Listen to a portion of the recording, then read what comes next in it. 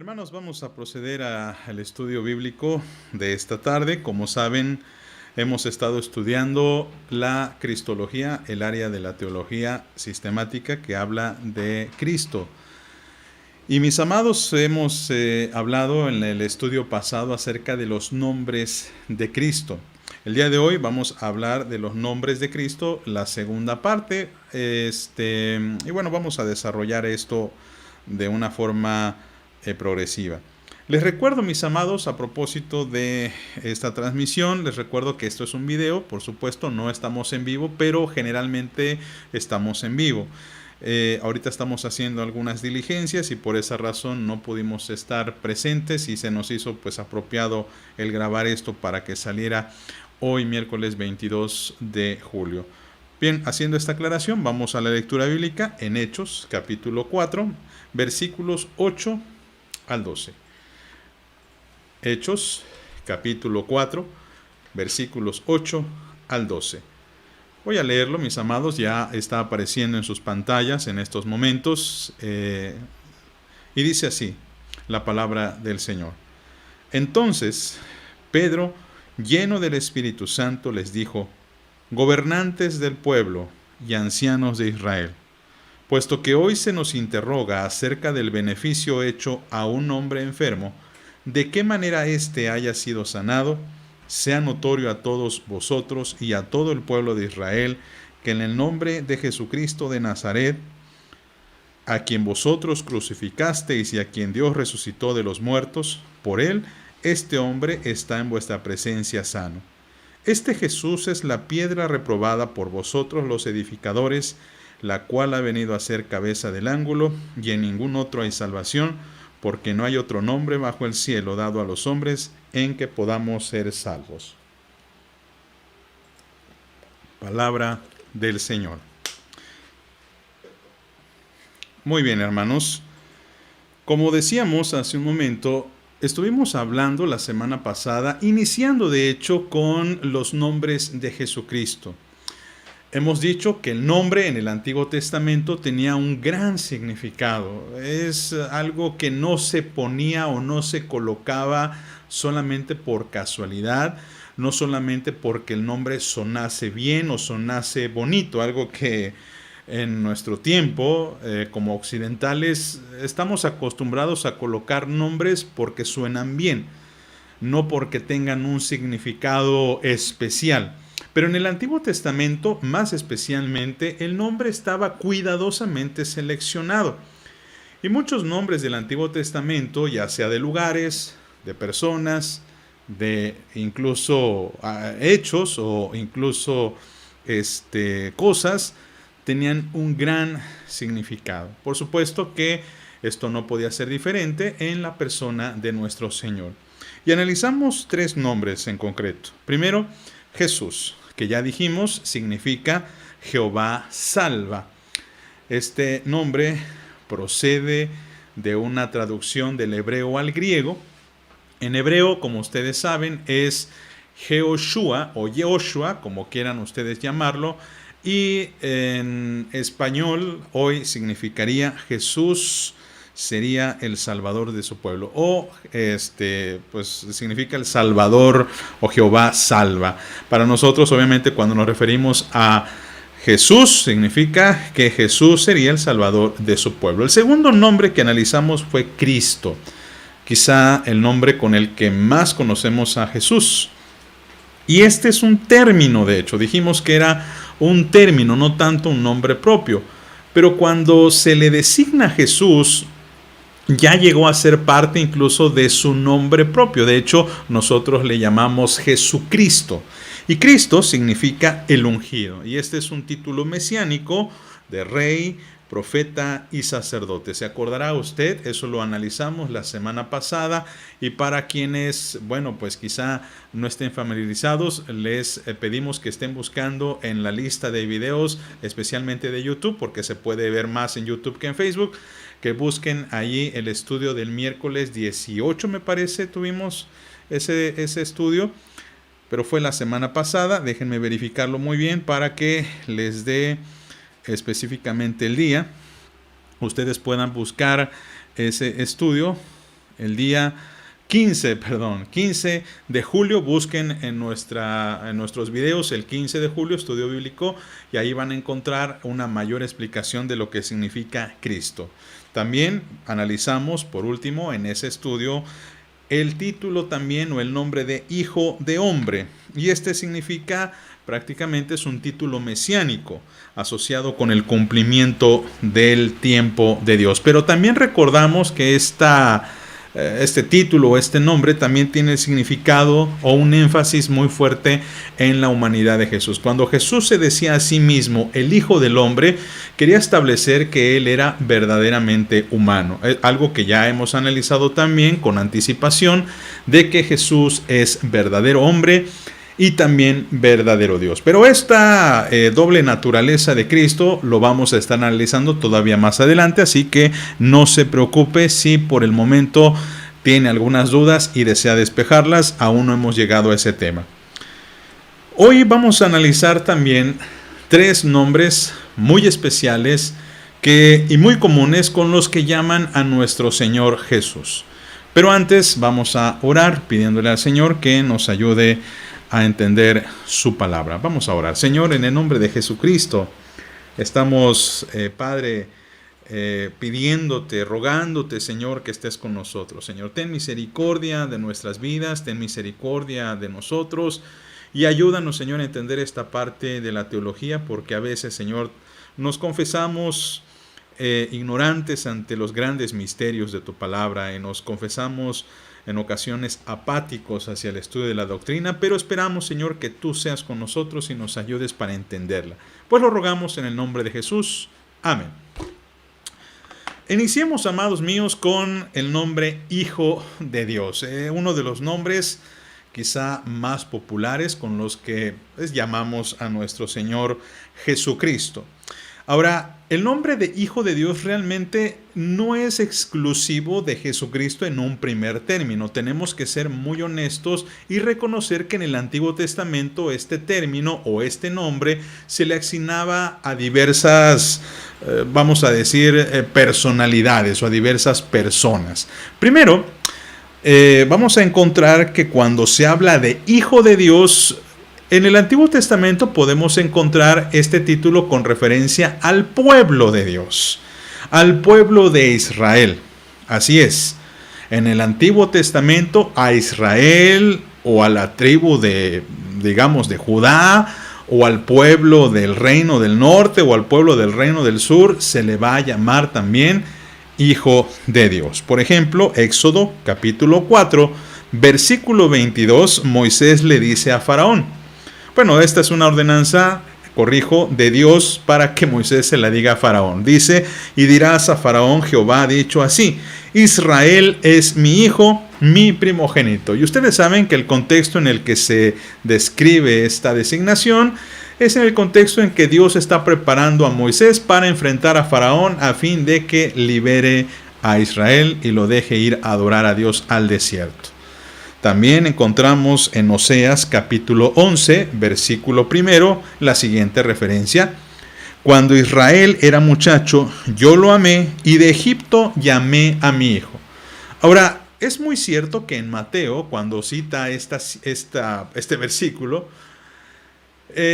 Mateo le da una interpretación o una reinterpretación hacia la persona de Jesucristo, porque recordemos que en algún momento cuando Herodes se levanta e intenta matar a Jesús, sus padres se lo llevan a Egipto, viven allí algún tiempo, no sabemos ni estamos seguros de cuántos años o cuántos meses, pero posterior a que Herodes muere, bueno, José y María regresan nuevamente a su tierra.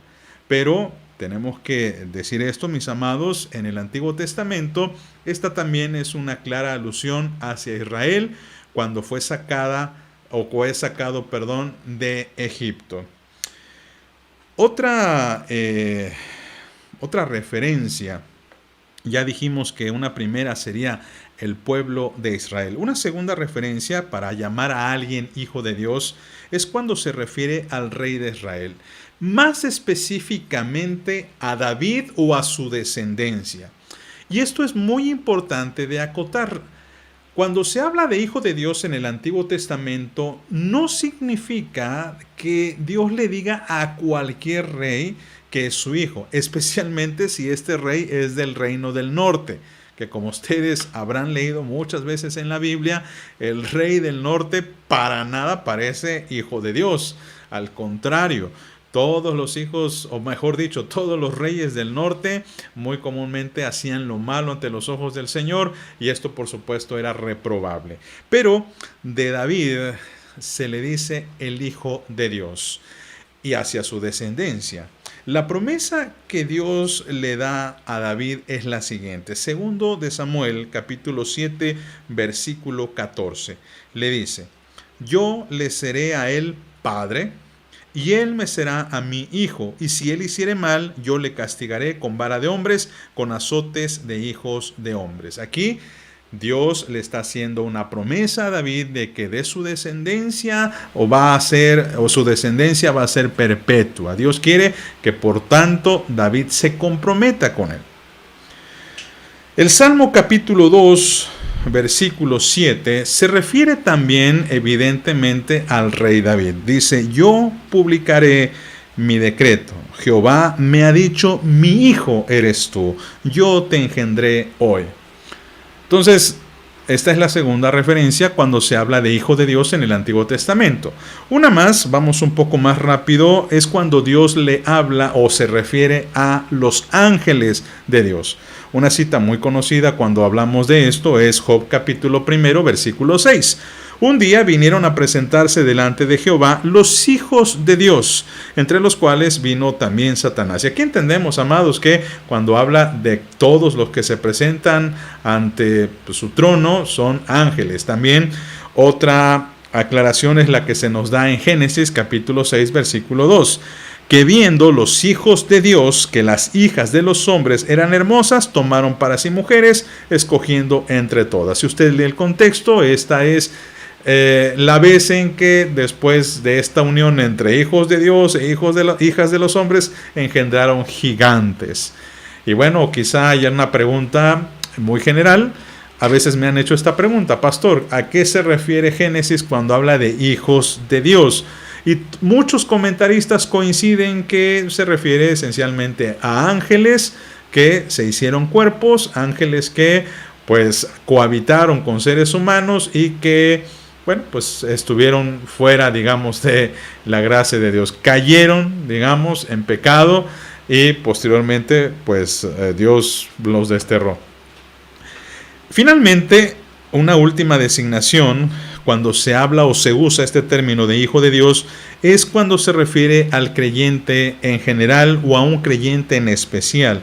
Salmo 73, versículo 15 nos dice: si dijere yo, hablaré como ellos, he aquí a la generación de tus hijos engañaré. Proverbios 14, 26.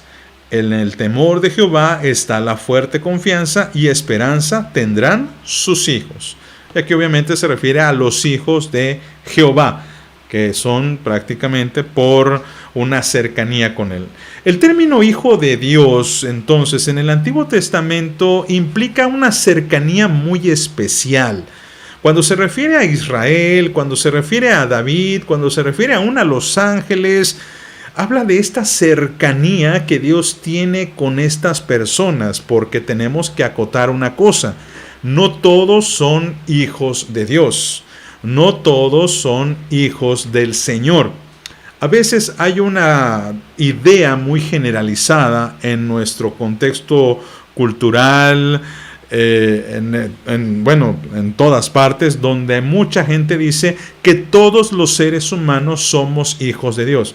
Pero la Biblia dice que esto no es así, no es verdad.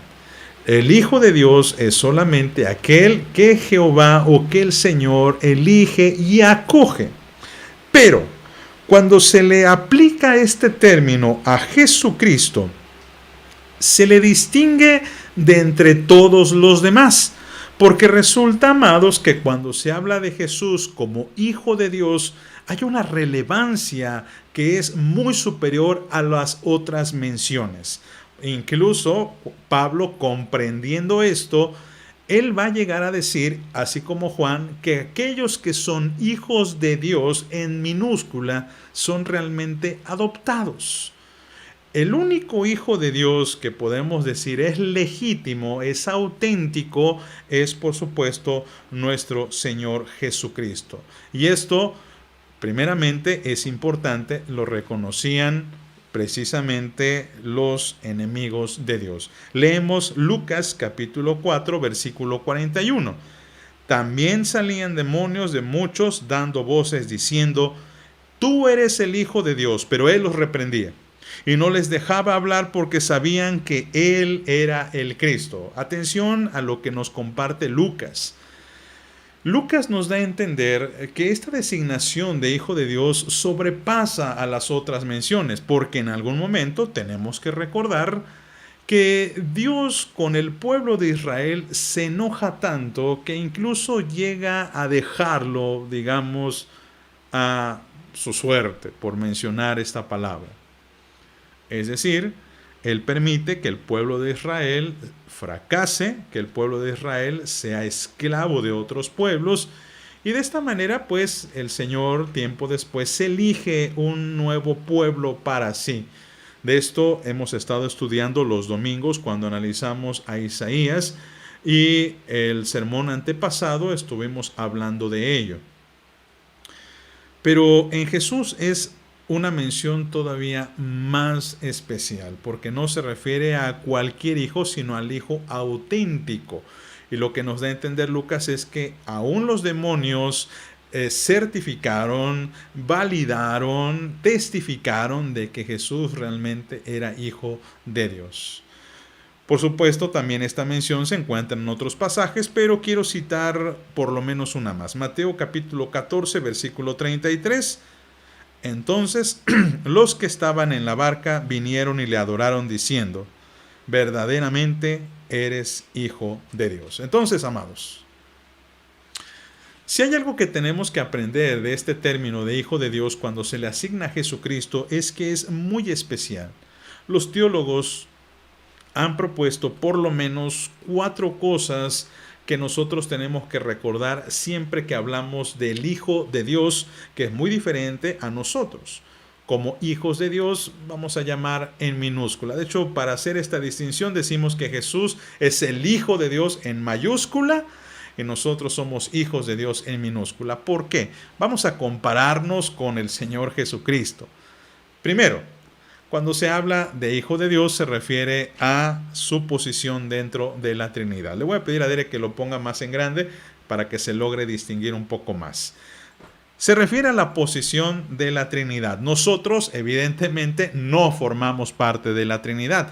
Nosotros no somos, integrantes de él o de esta divinidad, lo cual nos lleva, por supuesto, a la segunda cosa. Se refiere necesariamente a la divinidad de Jesús. Hay personas que piensan o que de alguna forma plantean que Jesucristo, aun cuando fue hijo de Dios, no necesariamente significa que fue Dios, lo cual es evidentemente un error. Jesús es hijo de Dios, pero al mismo tiempo es Dios. No hay una separación, de hecho, entre Jesús y el Padre. Esto lo vamos a ver un poco más adelante cuando hablemos más de cómo Jesús es divino y humano al mismo tiempo. Pero de alguna manera, hermanos, yo les quiero recordar a lo que estudiamos nosotros con la Trinidad. En la Trinidad nosotros vimos que tanto el Padre, el Hijo, el Espíritu Santo son divinos.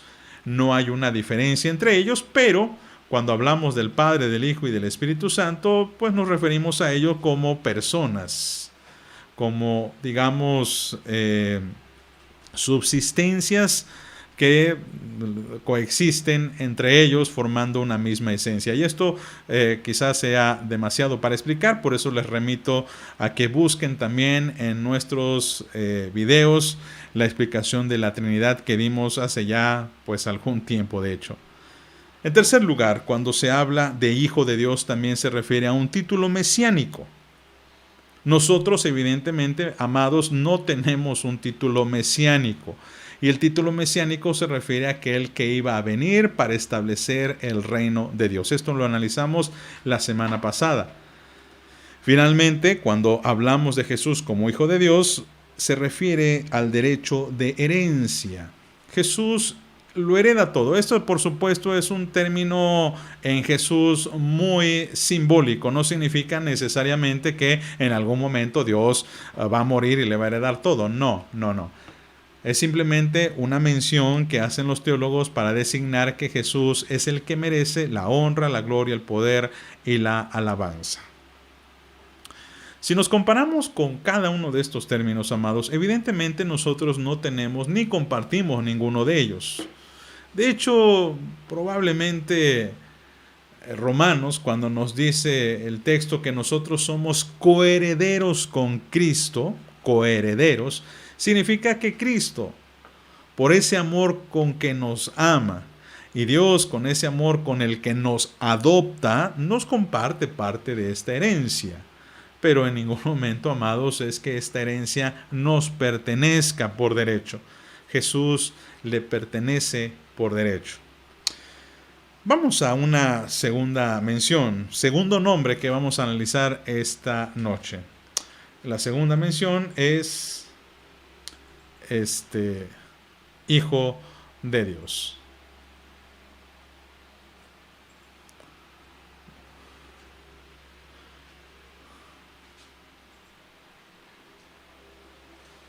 Bien, gracias. Es que a veces, hermanos, no sé qué pasa con la cámara, se paraliza, tenemos que reiniciar la misma. Gracias a Dios es muy rápido, pero de repente estamos grabando, estamos transmitiendo y no sabemos qué sucede, cosas de la tecnología. Bien, Hijo de David. Hay muchos pasajes en los que a Jesús también se le describe con este título o con este nombre. Hijo de David. Voy a citar dos pasajes que se me hacen claves para comprender a qué se refiere este título. Marcos capítulo 10, versículo 47 nos dice: y oyendo que era Jesús Nazareno, comenzó a dar voces y a decir: Jesús, hijo de David, ten misericordia de mí. Estamos hablando, por supuesto, de el ciego Bartimeo, que lo reconoce. Hay, por supuesto, aquí una aplicación muy bella de una predicación de cualquiera que quiera hacerla acerca de que este ciego sin ver pudo reconocer quién era Jesús. Y la otra es Mateo capítulo 21, versículo 9, que nos dice: la gente que iba adelante y la que iba detrás, aclamaba diciendo: Hosana al Hijo de David, bendito el que viene en el nombre del Señor, Hosana en las alturas. Y hay dos aplicaciones, de hecho, o dos razones, dos motivos por los cuales Jesús es llamado así. Primeramente, bueno, pues tiene una connotación, vamos a decir, hereditaria, porque este nombre se debe al hecho de que Jesús nació en Belén, ciudad de David. Porque efectivamente a Belén se le llama así porque David también nació allí. Pero además tiene una gran connotación mesiánica. Y estos dos términos se conjuntan en un gran significado que es muy rico.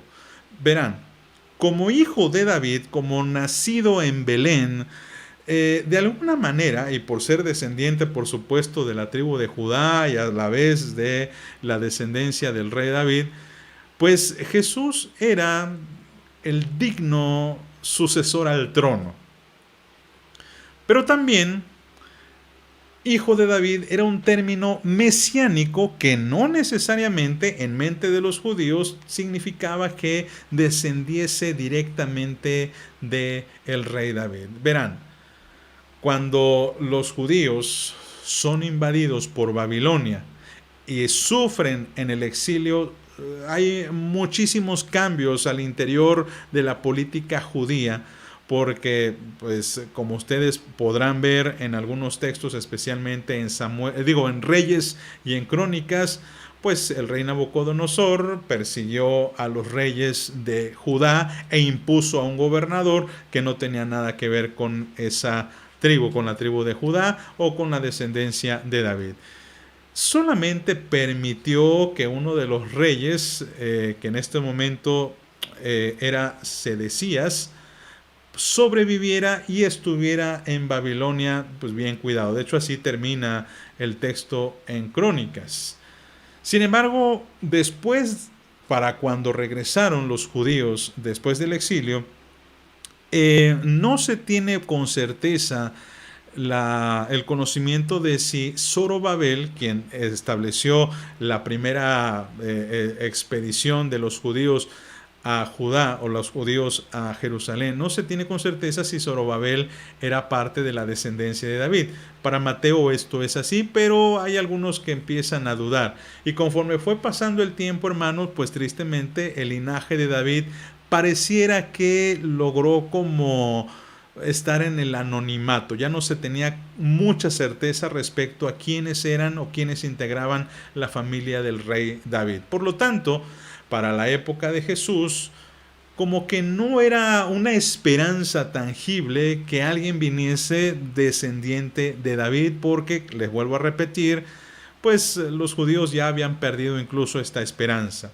Pero el Mesías se pensaba que podría ser un hombre o bien descendiente de David o no necesariamente.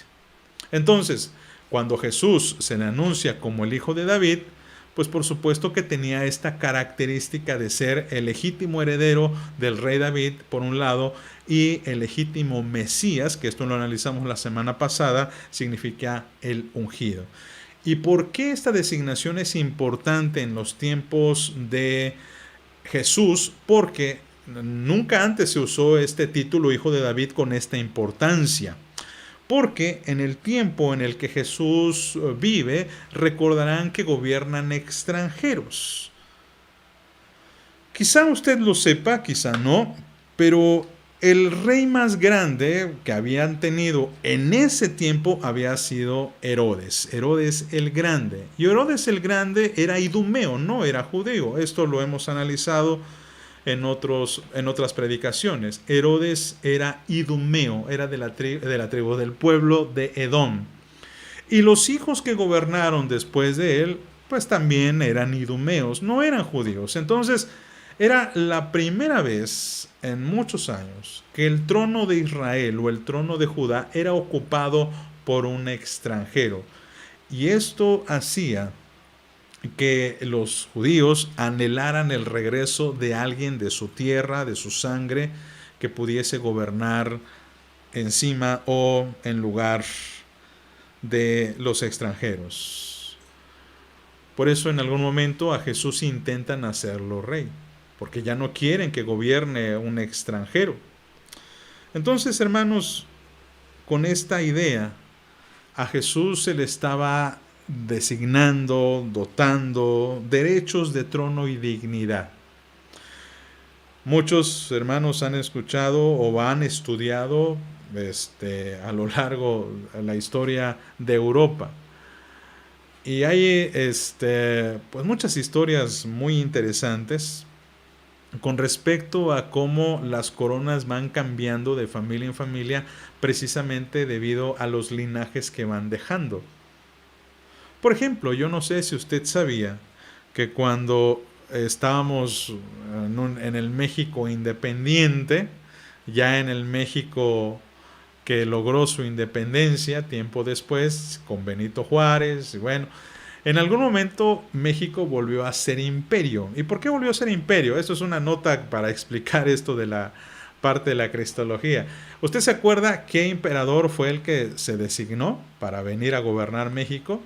Maximiliano de Habsburgo. ¿Y por qué él? Se habrá preguntado por qué él precisamente. Bien, porque él era de la familia de los Habsburgo, quienes gobernaban España muchísimo antes de que gobernaran los Borbón.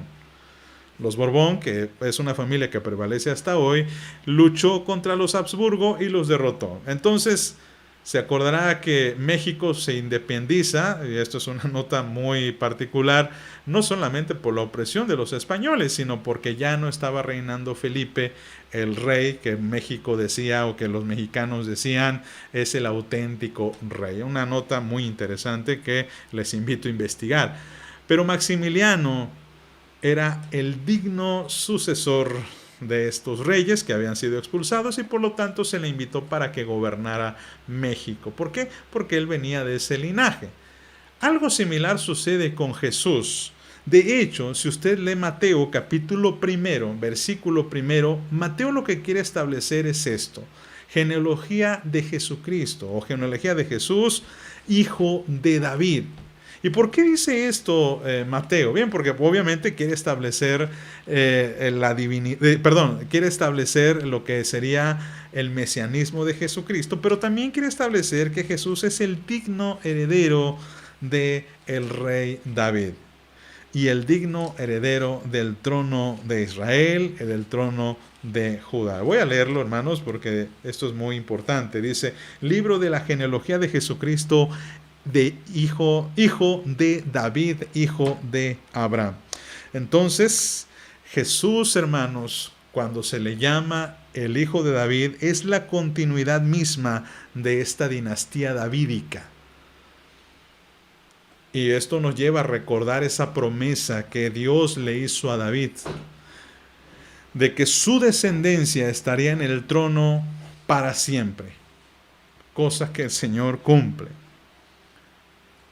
Por eso es importante que el título de hijo de David para los judíos debía representar que Jesús era el digno heredero al trono de Judá, de Israel. Obviamente ellos lo entendieron de una forma política, de una forma en la que Jesús tendría que hacer guerra contra los romanos, y no entendieron que el reinado que Jesús vino a establecer era diferente, el reino de los cielos. Finalmente, hermanos, vamos a analizar uno de los nombres con los que más comúnmente llamamos a Jesús. Es el término Señor.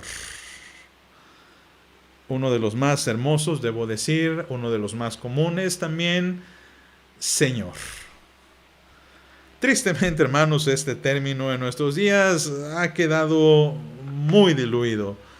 Recuerdo hace muchísimos años cuando un profesor nos estaba explicando este término y la importancia que tenía para llamar a alguien Señor en el Antiguo Testamento, o en el Nuevo Testamento, decía que ahora a cualquier persona se hace llamar Señor, ¿verdad?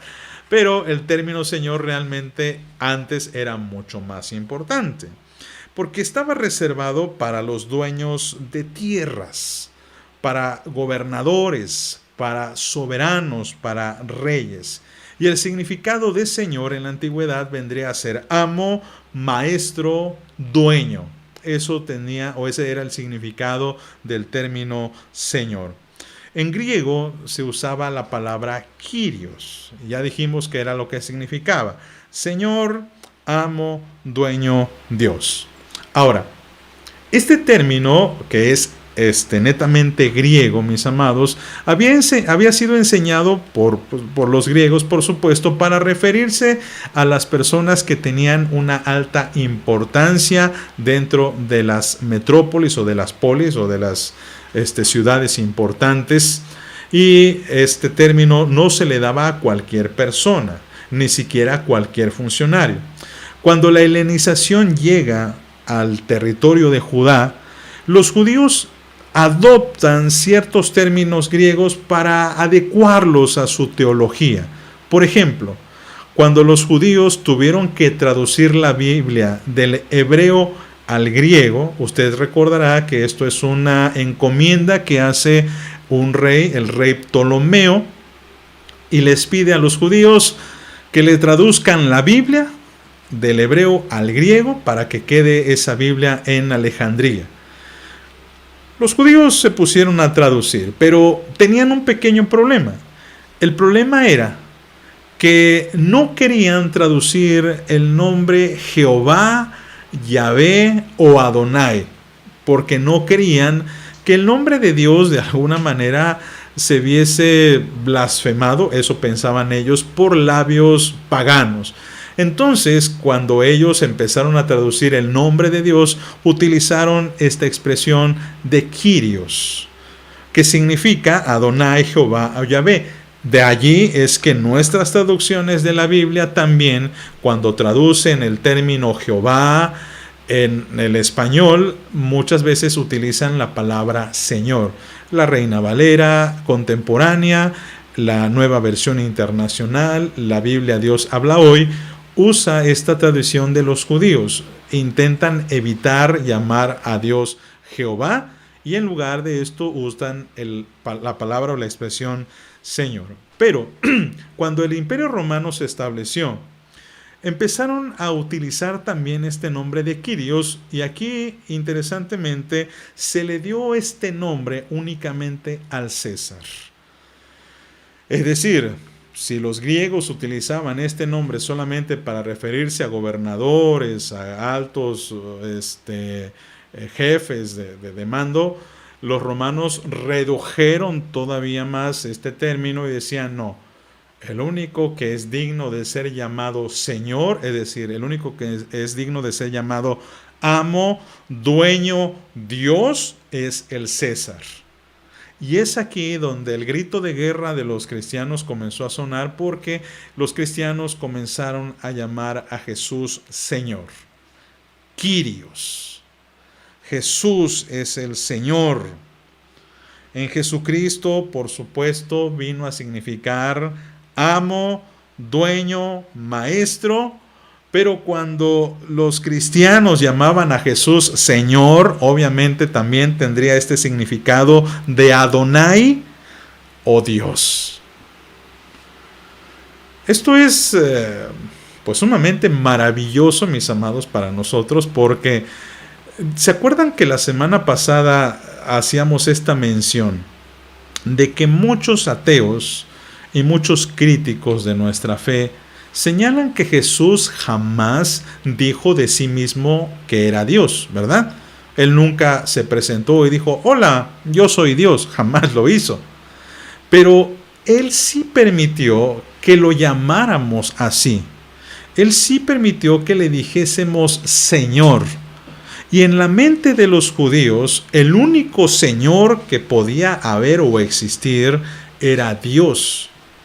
En los judíos la palabra Kyrios se le apartaba exclusivamente para Dios. Y por ejemplo, uno de los pasajes más famosos de la Biblia es cuando Tomás el incrédulo, después de haber dudado del Señor, le dice, Señor mío, y acota inmediatamente, y Dios mío, como para que Juan nos dijese sin lugar a dudas, Jesús es Dios, Jesús es Adonai.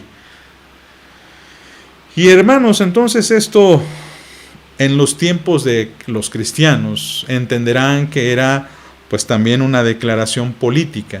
Recordarán nuevamente, los romanos creían, predicaban que el único Señor era César. César es el Kyrios, César es el Señor.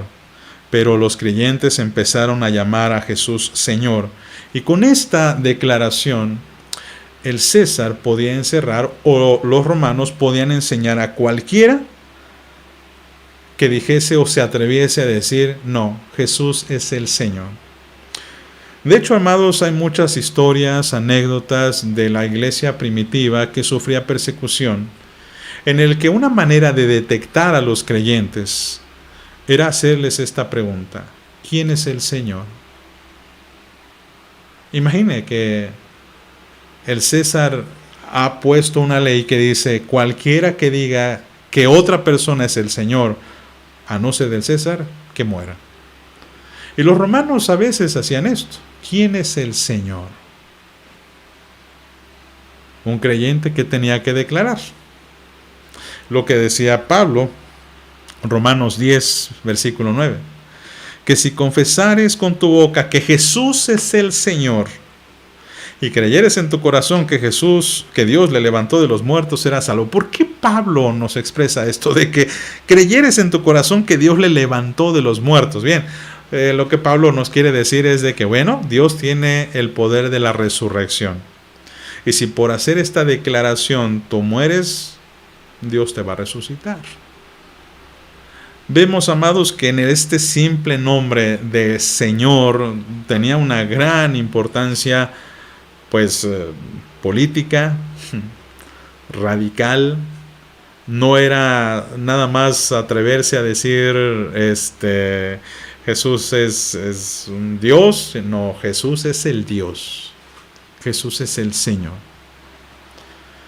Por eso, mis amados, en el día de hoy, cuando se nos dice que Jesús es el Señor, deberíamos de pensarlo muy bien, porque tristemente, como dije, este término se ha diluido mucho por el tiempo. Ya no puede o ya no tiene el mismo significado, mis amados. Y por eso es de que cuando nosotros digamos que Jesús es el Señor, debe ser una nota muy seria. Debemos de tener conciencia de lo que significa realmente. Y no solamente decirlo por decir. Amados, pues con esto estamos concluyendo el estudio de hoy. Y vamos a orar dándole la gloria al Señor y dándole gracias por lo que nos ha permitido aprender en esta tarde.